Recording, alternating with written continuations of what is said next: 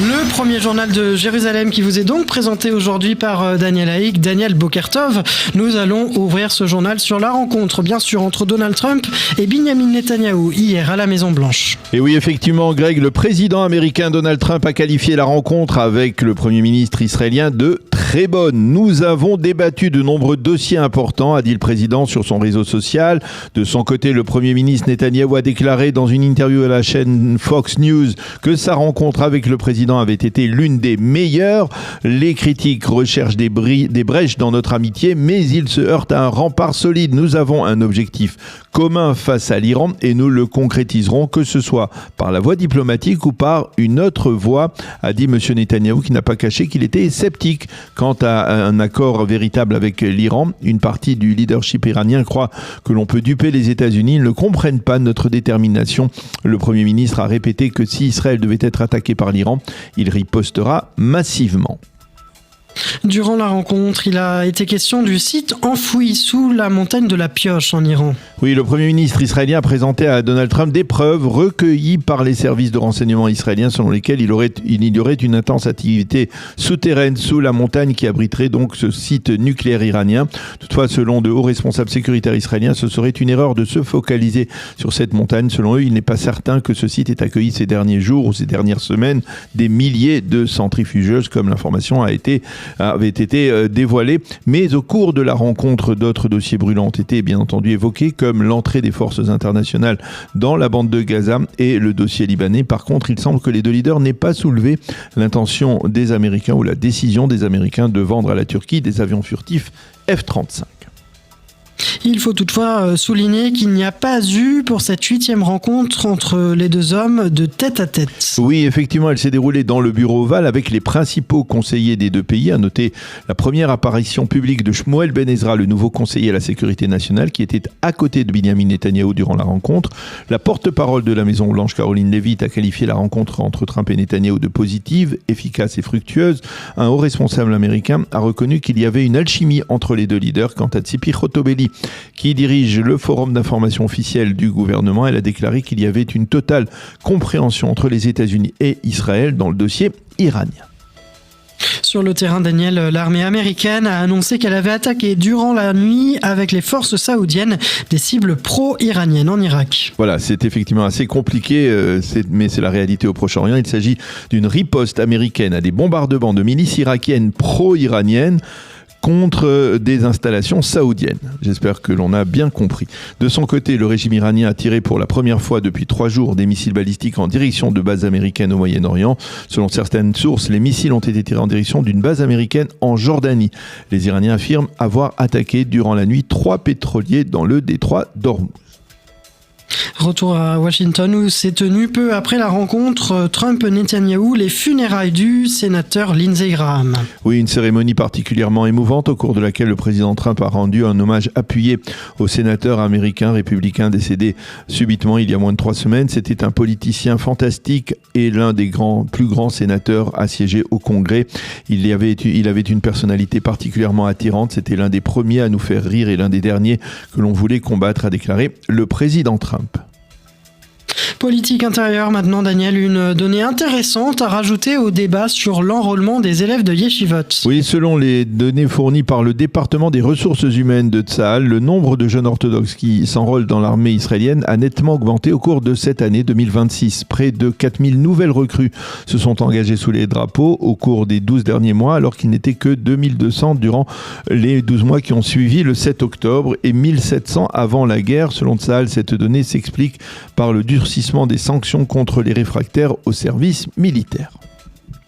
Et justement, hier, la Cour suprême a décidé de geler provisoirement la loi qui suspend les sanctions contre les réfractaires au service militaire orthodoxe. Oui, 9 juges de la Cour suprême ont débattu pendant plusieurs heures de plusieurs recours déposés par des ONG de l'opposition contre l'arrêt des sanctions en direction des réfractaires orthodoxes. Le gouvernement a refusé d'être représenté lors de ces débats. Aryeh Deri, le leader du parti Chasse, a affirmé que l'on connaissait d'emblée la réponse de la Cour suprême quant à ces recours.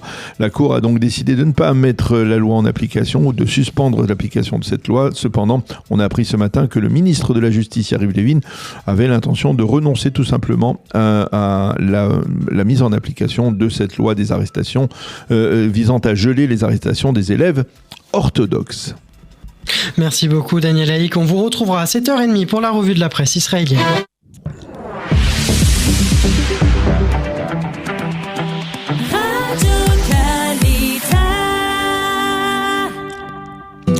Page météo pour compléter ce premier journal. Le temps est ensoleillé et chaud avec des températures qui continuent à grimper. Il fera 32 degrés aujourd'hui à Jérusalem, 31 à Tel Aviv et sur le littoral, 36 à Beersheva et 41 à Eilat.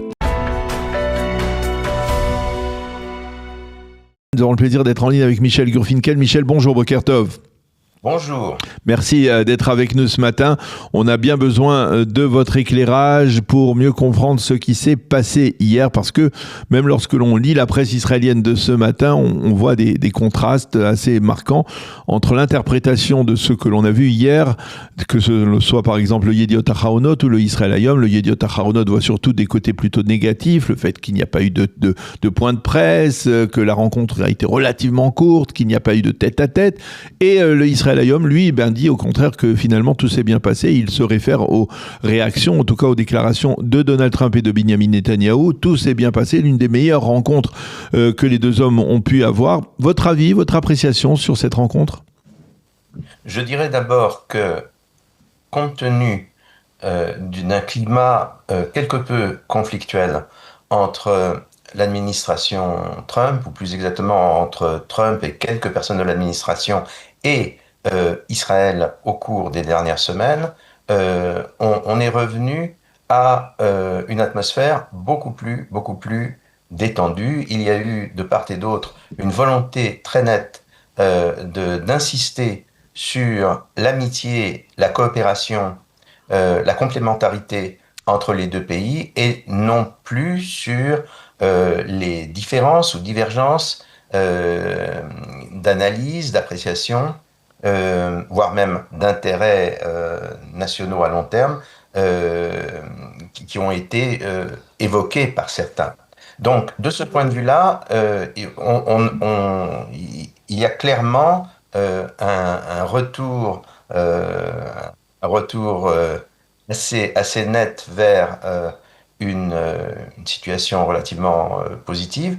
Je crois que pour essayer de comprendre ce qui se passe actuellement, il est important, il est même essentiel de voir quel est le contexte général. D'abord, je voudrais insister sur le fait que Netanyahou était à Washington, mais quand vous lisez la presse américaine, le véritable héros du moment présent, c'est Zelensky.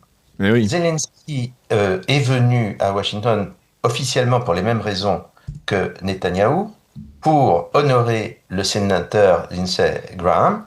Revenons sur le sénateur Lindsey Graham, dont tout le monde fait l'éloge aujourd'hui, à commencer par le président Trump.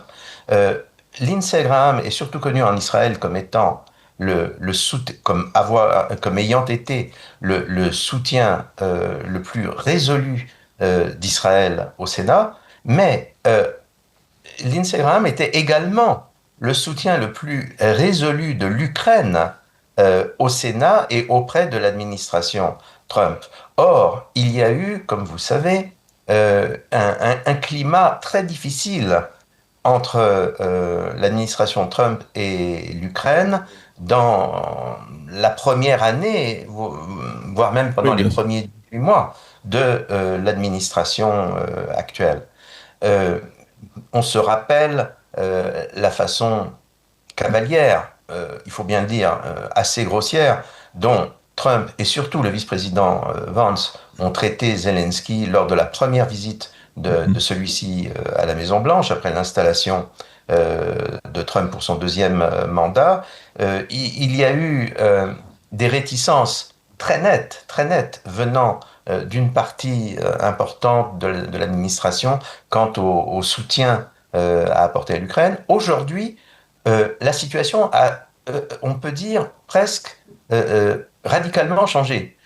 L'Ukraine et Zelensky sont regardés de plus en plus par les Américains comme d'abord une puissance fiable et deuxièmement comme des alliés, comme des partenaires utiles. Et vous dites que c'est Lindsey Graham qui a eu un rôle déterminant qui a changé cette approche. Lindsey Graham, il est intéressant de revenir quand même sur la personnalité d'Lindsey Graham. Lindsey Graham, c'était l'homme qui incarnait le parti républicain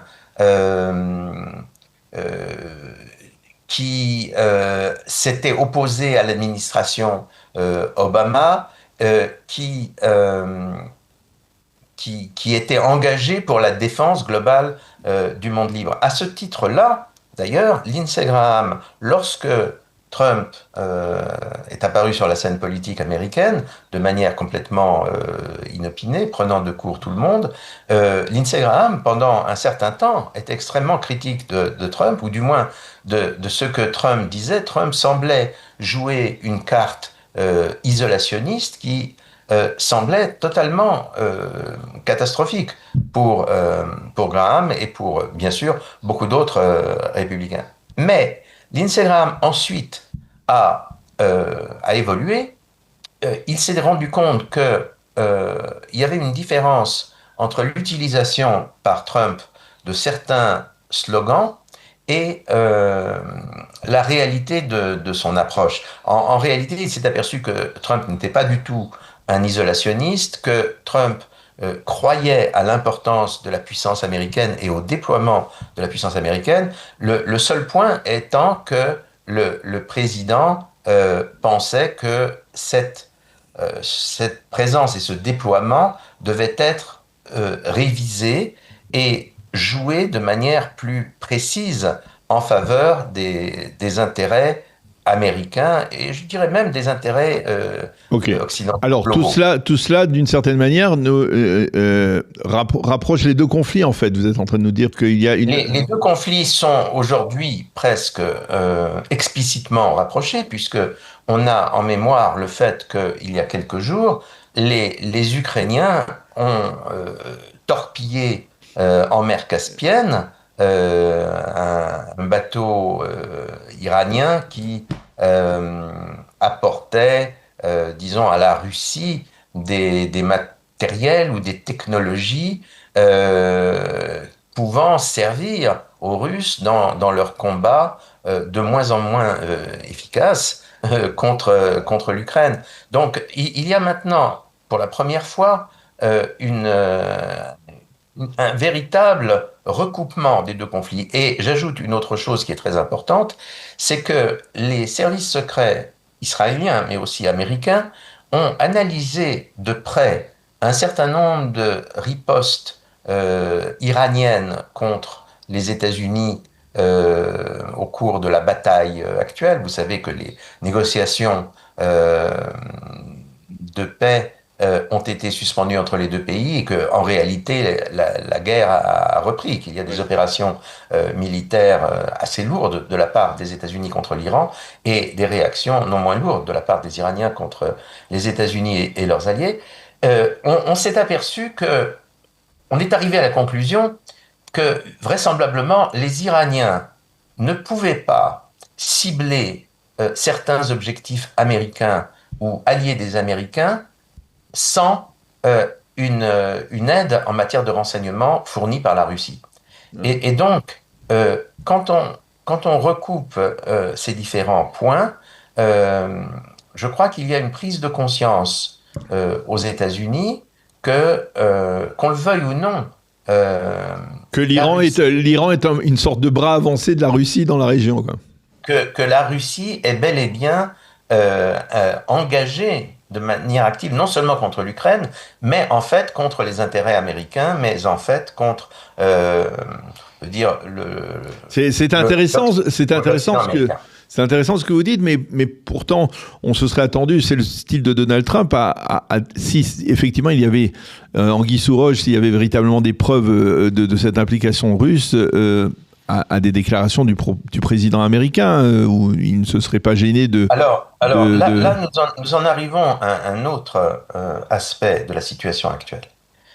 Il est très clair que on ne peut rien comprendre à la situation actuelle si l'on ne garde pas à l'esprit qu'il y a un conflit intérieur,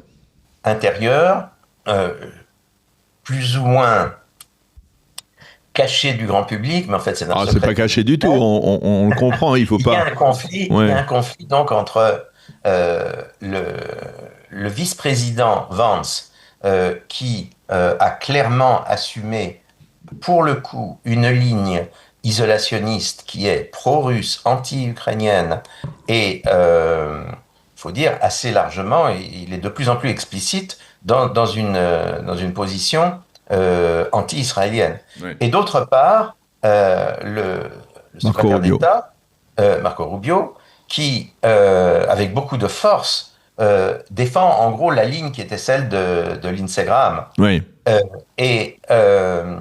Il y a eu des... en fait, c'est Michel, si je me trompe, c'est en fait une sorte de confrontation en perspective de la prochaine candidature, de ce qui sera le prochain président ou le prochain candidat des Républicains au présidentiel, n'est-ce pas? Alors, quelques mots sur Vance. Lorsque Trump avait choisi Vance comme coéquipier, beaucoup d'observateurs ont dit que c'est un coup de génie parce que nommer un homme jeune qui plus est avec un background intellectuel et universitaire assez conséquent, c'est un très bon coup. Ça permet de bien montrer que la jeunesse finalement est du côté de Trump. Vous savez, on a beaucoup parlé de la décrépitude de Biden au moment de la dernière élection et du fait que Biden a été en fait limogé par son propre parti à cause de sa décrépitude. Trump, évidemment, a l'âge de Biden, mais en nommant un homme jeune à ses côtés, en termes de communication, c'était assez réussi. Ce qui s'est passé, c'est que on a probablement un petit peu survolé trop vite le personnage de Vance. Vance est un homme très intelligent, tout le monde s'accorde pour le dire, mais c'est également un homme extrêmement dogmatique. Il y a eu un épisode très significatif qui s'est déroulé juste après, en fait, l'arrivée de l'administration Trump à la Maison-Blanche.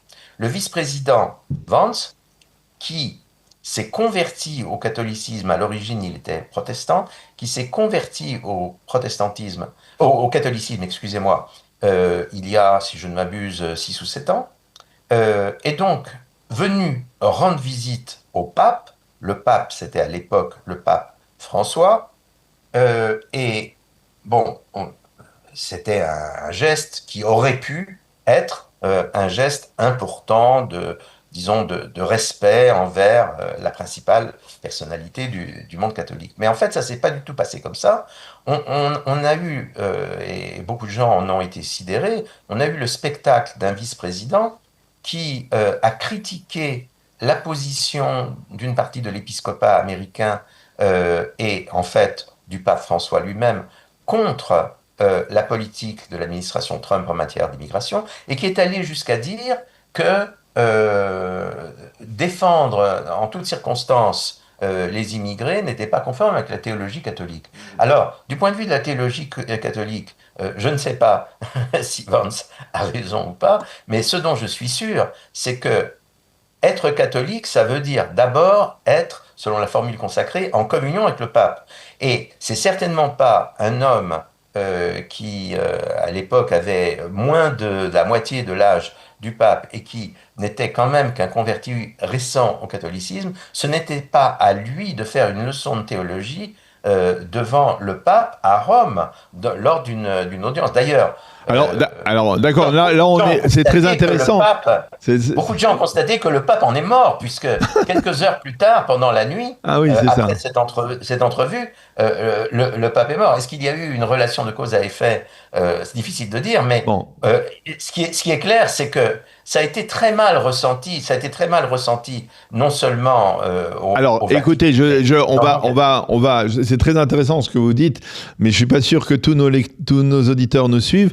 On va peut-être se focaliser, revenir sur les deux principaux, on va dire, les principales conclusions que vous tirez à chaud, sans rentrer dans les détails de ce qui s'est dit entre Netanyahou et Trump, c'est donc d'une certaine manière la présence, l'implication grandissante de la Russie qui pourrait faire réfléchir à deux fois Donald Trump à donner la priorité à l'aile isolationniste, à J.D. Vance, et justement donc les tensions internes entre J.D. Vance et Marco Rubio, qui semble d'une certaine manière, lui, de son côté, attendre le moment propice pour essayer de jaillir et de se faire, de mettre en avant sa politique à lui. C'est ça, hein, pour Rubio. Nous avons affaire, avec Vance et Rubio, à deux personnalités très intelligentes qui jouent aux échecs, qui calculent leurs coups longtemps à l'avance et qui gardent leurs atouts. Un très grand sang-froid. Et donc, l'un et l'autre jouent une partie compliquée et difficile. L'un et l'autre savent qu'ils ne peuvent pas créer un schisme, aller jusqu'à créer un schisme au sein de l'administration, que ce serait mauvais pour eux. Voilà quel est le contexte, ou certains diront le subtexte de... Ça veut dire, c'est intéressant parce que ça veut dire que derrière ces déclarations très simplistes de Donald Trump, dont le président nous abreuve tous les matins, on les récupère à 7h ou 8h du matin dans les journaux de la radio israélienne, derrière ces déclarations simplistes, il y a une véritable confrontation, un véritable débat d'idées sur l'avenir, on va dire même du Parti républicain, ou même l'avenir des États-Unis derrière ça.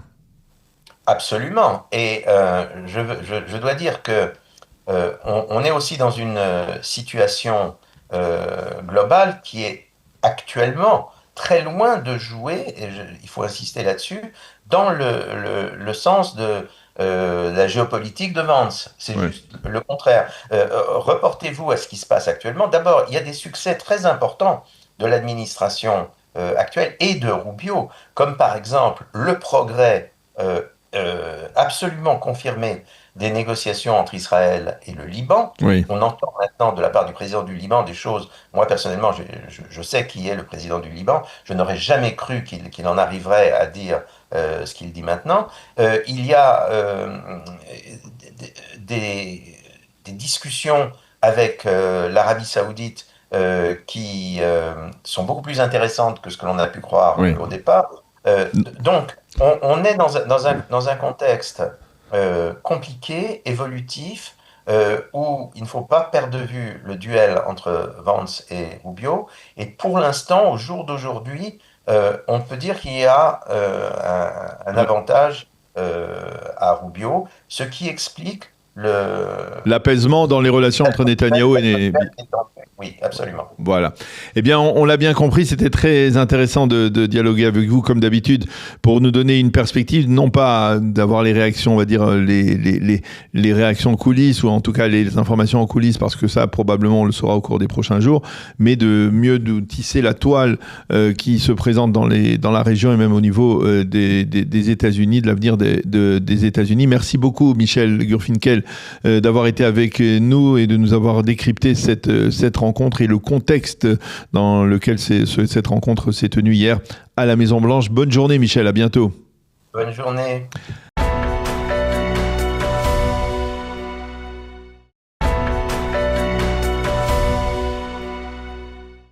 Et bien évidemment, ce matin, nous allons commencer cette revue de la presse israélienne par la rencontre au sommet entre Donald Trump et Binyamin Netanyahou. C'était hier à la Maison-Blanche. Les deux grands quotidiens israéliens, le Yediot Aharonot et le Israel Hayom, nous montrent ce matin exactement la même photo officielle, celle de Donald Trump et de Binyamin Netanyahou côte à côte, tous sourire dans le bureau ovale de la Maison-Blanche. Par contre, les manchettes et les premiers commentaires divergent selon les deux journaux. Le Israel Hayom se montre très optimiste. Il titre « Toutes les balles sont en l'air », ce qui peut signifier qu'il a été question de tous les dossiers lors de cette rencontre qui a duré 1h20.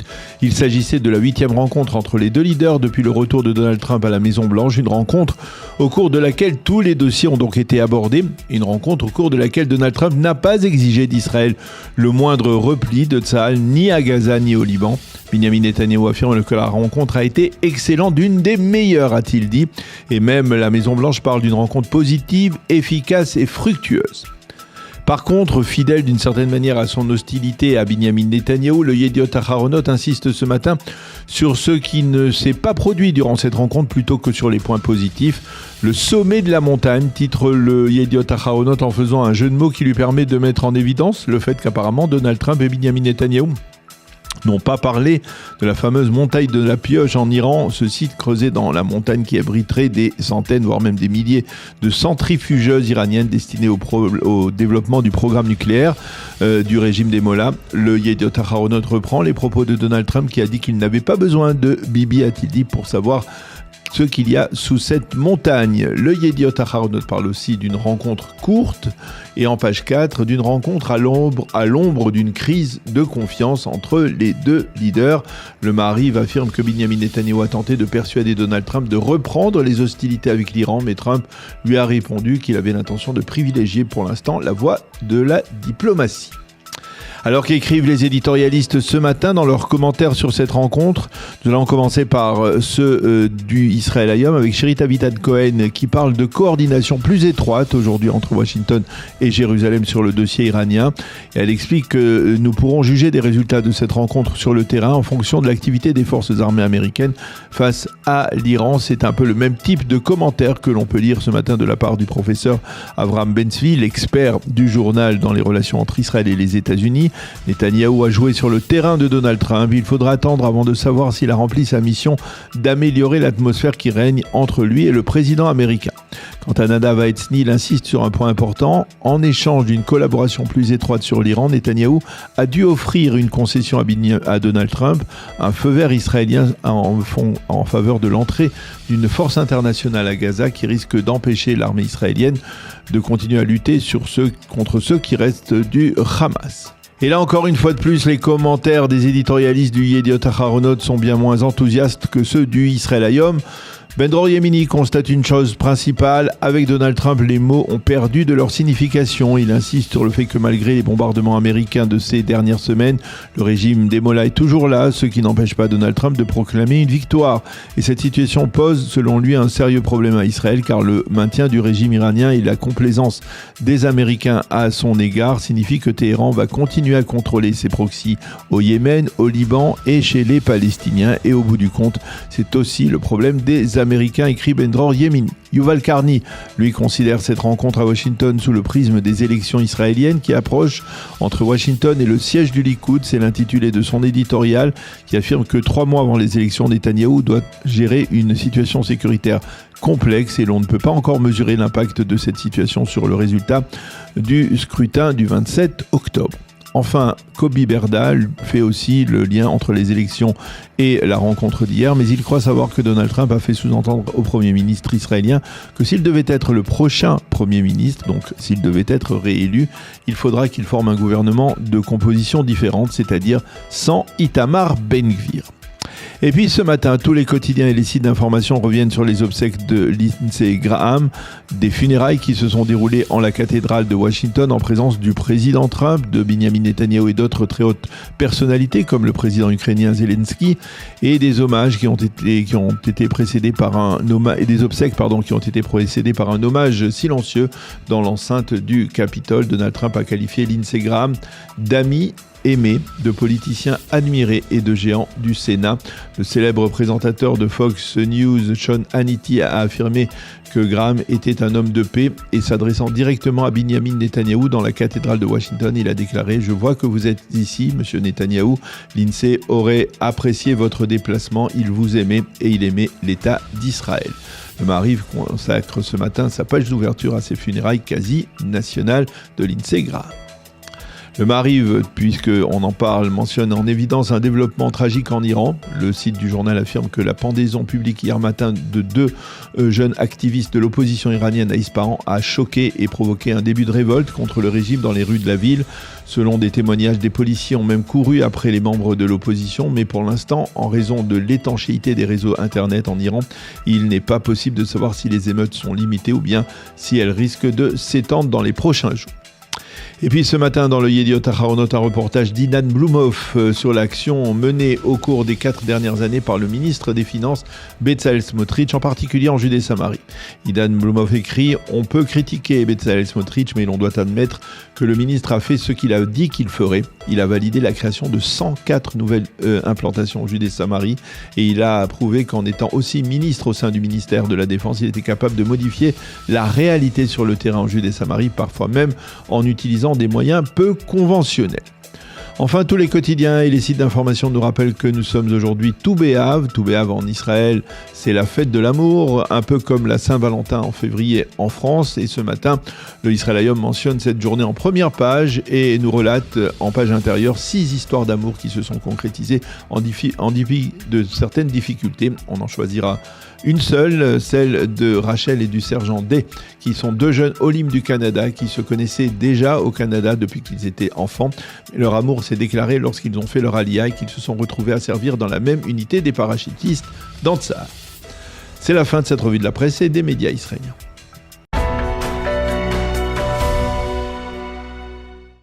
À l'occasion de Tou B'Av, la fête des amoureux, arrêtons-nous un moment sur une idée largement répandue. En amour, semblerait-il, il faudrait choisir. L'amour des débuts d'un côté, celui dont parle Platon dans le banquet, un amour nourri par le désir, l'illusion, l'absence. Et de l'autre, l'amour installé, dirons-nous, celui des habitudes, du quotidien. Comme si, quelque part, il fallait soit sauver l'idéal, soit plonger dans la routine. La fête de Tou B'Av nous invite peut-être à rassembler ces 2 irréconciliables. D'après la Mishnah, la fête de Tou B'Av marquait à l'époque du Temple un moment de joie. Ce jour-là, les jeunes filles dansaient dans les vignes et faisaient au fil de l'eau la connaissance de jeunes gens. C'était, d'après le traité Ta'anit du Talmud, un des jours les plus heureux du calendrier juif. On se situe là dans un cadre enchanté, on imagine aisément le bruissement des robes que s'empruntaient les jeunes filles en prévision de la soirée, et puis bien sûr les feuilles de vigne, la danse, le clair de lune, bref, une soirée propice au romanesque, à l'émoi. Mais, chose a priori étrange, Tou B'Av intervient juste après Tisha B'Av, juste après la destruction du temple, juste après donc le jour le plus triste du monde. Sous cet aspect, le calendrier nous livre peut-être un petit quelque chose, un quelque chose que Romain Gary formule à merveille dans Clair de femme. Nous sommes encore, écrit-il au sujet d'une rencontre amoureuse, un peu étrangers l'un à l'autre, hésitants, incertains. Il nous manque des discordes, des différends, des heurts, la découverte de nos travers, défauts et petitesses, toutes ces incompatibilités qui nous permettront de mieux nous sculpter l'un l'autre, de bricoler nos rapports, de nous ajuster.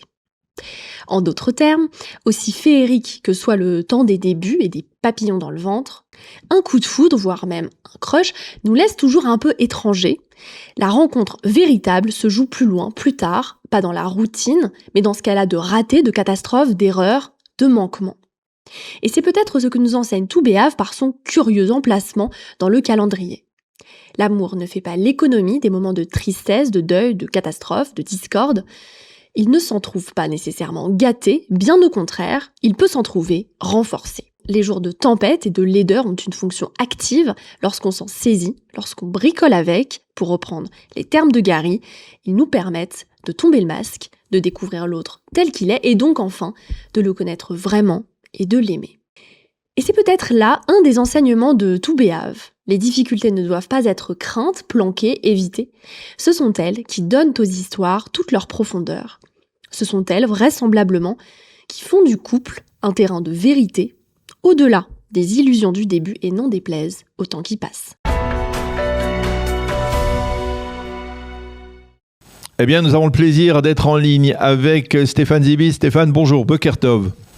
Boker Or, Daniel, je suis ravi d'être avec vous. Merci, nous aussi, c'est réciproque. On vous connaît désormais sur Kalita, sur Radio Kalita, parce que vous nous livrez régulièrement des chroniques intéressantes sur l'intelligence artificielle. C'est votre spécialité. Vous êtes un expert dans ce secteur nouveau, mais ô combien, on va dire, central dans la vie. On le voit, il est omniprésent dans notre vie de tous les jours, bien entendu dans la vie civile, mais également dans la vie politique et dans la vie sécuritaire. Et je vous ai sollicité à la suite de la réunion de la Commission des Affaires étrangères et de la Défense de la Knesset qui s'est tenue à Jérusalem à la Knesset, et plus exactement de la sous-commission, sous-commission secrète qui est chargée d'étudier les menaces qui peuvent peser sur l'État d'Israël.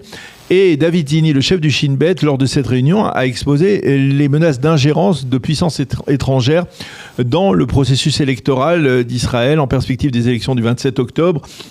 Et en avançant plusieurs menaces, comme par exemple des menaces qui proviendraient de l'Iran ou de la Turquie, en particulier à la veille des élections. Expliquez-nous d'abord, je voudrais savoir s'il y a déjà eu des menaces de ce type en perspective d'élections dans d'autres pays, et en quoi ces menaces, d'abord, est-ce que l'État d'Israël a une capacité particulière pour déjouer ce type de menaces ? Alors oui, Daniel, c'est arrivé déjà dans plein d'endroits par le passé, et pas seulement avec l'intelligence artificielle, l'ingérence étrangère.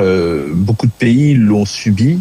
On peut imaginer qu'elle a eu une influence assez importante pour le Brexit, ce qui date pas d'hier.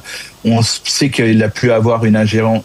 C'est le président Trump qui a même fait une déclaration il y a quelques jours de cela, dans une déclaration solennelle où il a fait 20 minutes sur l'ingérence chinoise lors des élections qu'il avait perdues contre Joe Biden en 2020.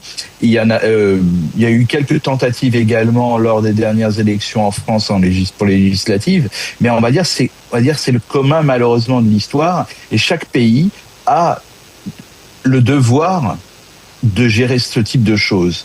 Pour la France, on a un institut qui s'appelle Viginum qui regarde très précautionneusement tout ce qui se passe,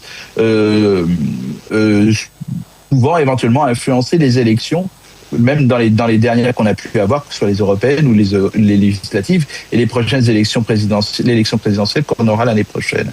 Il se trouve que quand on parle d'ingérence pour des élections, et je pense que c'est ça que cette sous-commission à la Knesset voulait dire, c'est que quand même l'ingérence, c'est quasiment la priorité numéro 2 après le terrorisme pour Israël. Parce que aujourd'hui, pour attaquer Israël, l'Iran ou la Turquie n'ont plus besoin de missiles seulement. Il suffit juste d'un compte fake et d'une IA générative, et ça y est, c'est fait. Parce qu'en fait, ils ne cherchent pas à pirater les urnes, comme on pourrait l'imaginer, mais les cerveaux, c'est-à-dire ceux qui vont voter. Et en fait, l'ingérence n'a pas vraiment changé d'objectif, elle a changé un peu de prix, parce que ce qui coûtait très très cher, parce qu'il fallait quand même qu'il y ait des milliers de personnes, des grosses infrastructures, un hébreu impeccable, avec l'argot et les références locales, etc. Aujourd'hui, avec une carte graphique et quelques cerveaux qui puissent les manipuler, aujourd'hui, on peut lancer n'importe quoi. Donc aujourd'hui, c'est un vrai sujet. Il n'y a rien à dire. La barrière linguistique, qui était historiquement la meilleure protection d'Israël, elle a complètement sauté. L'hébreu n'est plus un rempart. L'IA parle mieux hébreu que n'importe qui. Voilà. Et je pense qu'aujourd'hui, il suffit juste d'une conversation de quelques minutes avec un chatbot pour pouvoir convertir quelqu'un. Et donc cette désinformation aujourd'hui est passée de l'artisanat, on va dire, à une forme de prêt-à-porter. Voilà. Alors et la fake news maintenant. Alors voilà, je voudrais Stéphane, que vous nous donniez des exemples, parce qu'il était question en particulier de la veille des élections. Est-ce que vous pouvez imaginer un scénario qui peut se produire si Israël n'est pas suffisamment vigilant grâce à l'IA à la veille des élections? Ouais. Alors il y en a plein, et je pense que Zini en redoute un, c'est le coup, comme il a dit, de la dernière minute, quand il n'y a plus le temps de démentir. Et ça, c'est catastrophique, parce qu'en gros, pour diffuser une information, c'est très simple, parce que les réseaux sont très forts pour ça, bien évidemment, mais les gens, ils vont garder ça en tête, et malheureusement, pour eux, ça sera ça. Donc en gros, le risque numéro 1, c'est l'audio. Parce qu'une fausse déclaration vocale d'un responsable diffusée à J-1 sur le 26 octobre est bien plus difficile à démentir qu'une image truquée. Il y a eu des précédents déjà. Il y a eu un faux appel vocal de Biden demandant aux électeurs du New Hampshire de rester chez eux. Et surtout, il y a eu en Roumanie un message qui a dit « on va annuler l'élection présidentielle ». Vous imaginez ça ? Donc c'est vrai qu'un faux audio diffusé la veille de l'élection, c'est un missile, c'est comme un missile avec aucun dôme de fer qui peut intercepter. si on peut garder un peu la chose. C'est vraiment gravissime, et je pense que cette sous-commission a bien pris conscience de ça, et qu'il faut se prémunir. Et pour une question de se prémunir, il faut bien prévenir les électeurs. Et la force et l'importance que les médias traditionnels vont avoir, c'est justement de dire attention, ça c'est faux. Attention, ça c'est faux. Et donc les médias d'une certaine, que ce soit Kalita et les autres médias en Israël, devront avoir un rôle bien plus important qu'ils n'ont habituel que seulement de diffuser de l'information, mais de dire attention, ça c'est faux. Et ça va être un élément très important. Bien sûr, il y a d'autres éléments techniques, on pourra y venir si vous le souhaitez, mais ça va être un moment bien... J'ai cru savoir qu'il y a beaucoup de vidéos en intelligence artificielle qui commencent à fleurir sur les réseaux, favorisant tel candidat et un autre candidat, et que c'est pas très très beau, a priori, d'après ce que j'ai eu comme écho. Mais là, je pense qu'on a vraiment une campagne qui va être, je pense, assez difficile, déjà politiquement, mais aussi techniquement, technologiquement parlant. Alors, l'une des informations qui a filtré de cette réunion, il faut encore la vérifier, c'est que apparemment l'Iran, par exemple, n'aurait pas l'intention de prendre position pour un candidat et au détriment d'un autre, mais une forme de volonté de semer un chaos dans l'électorat israélien à la veille des élections. Ça, c'est possible? C'est peut-être un petit peu plus compliqué ou même pas? Alors, je ne sais pas s'ils ont, de toute façon, quoi qu'il arrive, un candidat qui pourrait éventuellement leur plaire plus, leur plaire plus qu'un autre, parce que je ne pense pas que ce soit le cas. Je pense que le but de l'Iran ou de la Turquie ou d'autres pays qui souhaiteraient affaiblir Israël, c'est pas de choisir le prochain Premier ministre israélien. Je ne pense pas que ce soit ça. Par contre, elles cherchent, elles veulent creuser les fractures internes entre laïcs et religieux, les juifs et les arabes, la droite, la gauche, semer la panique, dans un pays qui a quand même encore le traumatisme du 7 octobre et de la guerre qui a suivi. Donc, pour moi, le poison le plus insidieux, c'est ce que j'appelle souvent le dividende du menteur.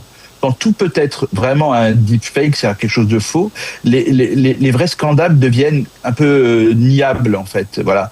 Et les vraies preuves deviennent suspectes. C'est-à-dire que même quand vous contredisez, les gens ils disent « Ah ben non, c'est pas vrai, on a vu ça en premier ». Et en fait, on s'aperçoit souvent que le mensonge, le deepfake prend l'ascenseur et la vérité, l'escalier. Et en fait, à la fin, plus personne ne sait ce qui est vrai. Et en fait, à la fin, vous allez avoir tout un tas d'informations qui vont se balader dans le pays. On ne saura pas ce qui est vrai, on ne saura pas ce qui est faux, on sera dans le chaos, ouais, tout à fait. Et en fait, le fait d'inonder d'informations fake un pays, c'est une façon de le mettre un peu de le déstabiliser, vous le voyez. Alors, et ça va être de plus en plus difficile. Alors là, on le sait, Israël est très performant en termes d'intelligence artificielle. Il y a des parades, on va dire, absolues contre cela ou pas vraiment? Alors, l'avantage c'est vrai qu'Israël est un des champions, ça c'est sûr. Pour moi, je pense que, en tout cas, le fait qu'il y ait, il y a déjà Israël. Pour moi, ils ont fait déjà quelque chose de très bien au niveau de l'interne. C'est que depuis dimanche, j'ai vu voir qu'une loi imposait maintenant un étiquetage clair et visible de toute propagande électorale générée ou modifiée par de l'IA. Donc en gros, ça c'était nécessaire. Ce sera peut-être pas suffisant, mais les acteurs étrangers ne pourront pas évidemment mettre cette étiquette. Donc les Israéliens pourront voir quand il y a une IA qui est pas déclarée comme une IA, ils pourront quand même se douter. Le fait qu'il y ait aussi, ça fait quelques années qu'on connaît cette menace. Les organismes, que ce soit le Shin Bet, la commission électorale, les unités d'élite de cybersécurité, tout ça, ils sont organisés de telle façon, je pense que quand même il y a une unité déjà au niveau du pays. Aussi, et c'est ça la force d'Israël, c'est qu'ils peuvent combattre l'IA par l'IA et de détecter en temps réel les réseaux de robots, de faux audio, de deepfake. Et en gros, Israël a les moyens et les startups pour pouvoir détecter cela. Et ça, c'est un truc. Mais le meilleur pare-feu, c'est le citoyen. Et en fait, c'est ça qui va être ça, c'est qu'en gros, je crois que le président Herzog l'a dit, c'est qu'il faudra vérifier avant de partager une info. Parce que vous-même, vous comme moi, etc., vous recevez une info sur votre WhatsApp, vous trouvez ça intéressant, pas vous la diffusez. Et ça y est, le mal est fait. En fait, c'est ça qui devient le réflexe un peu depuis qu'on a eu peut-être le 7 octobre, ça s'est accentué. Mais c'est vrai que tout contenu explosif, surtout à la veille d'un vote, surtout un audio ou une vidéo, doit être présumé faux jusqu'à preuve du contraire. Vous voyez comment on doit inverser la chose. Et c'est ça qui va être quelque chose d'important et le citoyen doit prendre conscience de ça. Et c'est intéressant qu'on puisse en discuter ce matin et le diffuser un maximum pour que chacun et chacune prenne ses responsabilités. Si je peux me permettre. Donc une vigilance maximale de la part du simple citoyen lambda qui doit vérifier à chaque fois et qui doit faire attention de ne pas obligatoirement tenir compte de tout. Est-ce qu'il y a peut-être des indices, on va dire des mots codes ou des indices qui peuvent permettre justement à ce citoyen de dire ça c'est sûr que c'est du fake news? Je sais pas. Est-ce que moi là, on se fait tout savoir. Hein. Les choses sont, comme je vous l'ai dit, ils sont de plus en plus précis. Et en plus, là, on a des IA chinoises qui s'installent en open source sur n'importe quelle machine. C'est une arme vraiment sans licence d'exportation. On peut en faire ce qu'on veut aujourd'hui. Personne vérifie, ça détourne les embargos et les vérifications. Voilà. Et donc pour moi, c'est juste, on l'a un peu évoqué, mais c'est vrai que c'est le bon sens de chacun et de définir que par défaut, c'est faux. À moins que justement les médias jouent leur rôle de vigie, de surveillant et de dire attention, il y a ça qui tourne, c'est pas bon. Voilà. Ou c'est pas vrai. D'où la responsabilité. Donc vous allez avoir beaucoup de boulot à Daniel, vous et vos équipes. Voilà, d'où la responsabilité effectivement des médias. C'est intéressant de voir effectivement si cette responsabilité sera assumée, on va dire, par l'ensemble des médias en Israël. Merci beaucoup Stéphane Zibit de nous avoir éclairé sur ce dossier préoccupant à la fois et également passionnant, si on peut dire aussi. Merci beaucoup d'avoir été avec nous. Avec grand plaisir. Bonne continuation, à bientôt. Merci, à très bientôt Daniel, à bientôt. Eh bien, nous avons le plaisir d'être en ligne avec Dan Serrero. Dan, bonjour, Boker Tov. Bonjour, Boker Tov, Daniel. Merci d'être avec nous ce matin pour revenir en arrière, un peu dans le temps, légèrement en arrière dans le temps, pour revenir sur votre très belle victoire. Une médaille d'or en cyclisme lors des dernières Maccabiades. Alors, expliquez-nous d'abord dans quelle compétition spécifique vous avez concouru. Alors, en fait, il s'agissait de l'épreuve de contre-la-montre en cycliste qui a été, c'était dans le cadre du Maccabi Man, donc, et c'est juste une épreuve où on est chronométré sur un parcours de environ 21 km. Et voilà. Donc 21 km en contre-la-montre et vous avez remporté la médaille d'or. Vous êtes un spécialiste du cyclisme? Vous étiez déjà en compétition dans le passé? Alors non, moi c'est pour ça que c'est d'autant plus heureux que c'est assez inattendu parce que non, moi en général je fais pas de compétition, j'en fais quasiment jamais. Moi je fais beaucoup de vélo, mais c'est essentiellement mon moyen de transport principal, voire quasi exclusif. Donc voilà, je vais tous les jours au travail en vélo, je reviens, j'essaye de le faire de façon un peu sportive. Et donc en fait, le volume, ça servi d'entraînement. Donc cette médaille est une belle surprise, c'était sympathique. Oui, c'était sympathique, d'autant plus de l'avoir fait avec le maillot qu'on avait sur le dos. C'est ça, alors le maillot que vous aviez sur le dos, c'était un maillot à la mémoire d'un soldat qui est tombé au combat pendant la guerre. Voilà, exactement. Donc nous, on courait, comme un peu toutes les équipes de la délégation, à la mémoire d'un Khayal qui a été tombé au milieu de la guerre. Nous, on courait à la mémoire de Guy Nezri. Oui. C'est le maillot. Oui, effectivement, on le voit, on se souvient de... En 2024. Oui, donc effectivement, s'il y a une vraie satisfaction, c'est d'avoir pu bien figurer avec un maillot comme ça sur le dos. Parce que c'est sûr que ça donne une espèce une forme de responsabilité quand même de concourir face à... Et vous connaissiez, vous aviez entendu parler de l'histoire de Guy Nezri? Alors pas avant d'intégrer l'équipe, mais voilà, on a eu des contacts avec son père qui faisait partie également de l'équipe. Ah, qui faisait partie de l'équipe aussi. Alors, dites-nous un peu d'où vous venez. Vous êtes en Israël depuis combien de temps? Alors moi, je suis arrivé en Israël vers 2002-2003. J'y ai terminé mes études et ensuite j'ai vécu quelques années en Allemagne pour le travail et je suis revenu en Israël depuis environ 8 ans maintenant. Et dans quoi vous travaillez? Dans quoi tu travailles? Alors, je suis physicien et je travaille dans une société de sécuritaire, Israël. Une société de sécurité. Alors le fait de participer à cette délégation, on a parlé de l'évocation de la mémoire des soldats, mais le fait de participer à cette délégation des Olim de France, c'était aussi une belle satisfaction, c'était une belle expérience aussi? Ah bien sûr, c'est une expérience extraordinaire. L'équipe qui a mis sur pied Kiki Kandel, donc c'est